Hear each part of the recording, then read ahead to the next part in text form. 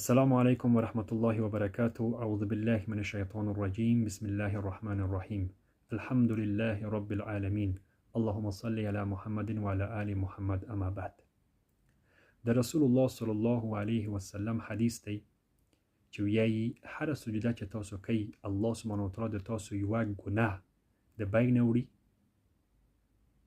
او یعنی یو ګناه د تاسو پاکوي او د تاسو په درجاتو کې یو درجه لوړوي. تاسو یو درجه لوړوي هر سجده چې کوي. نو سجده خو معلومه ده چې په لمانځه کې ده.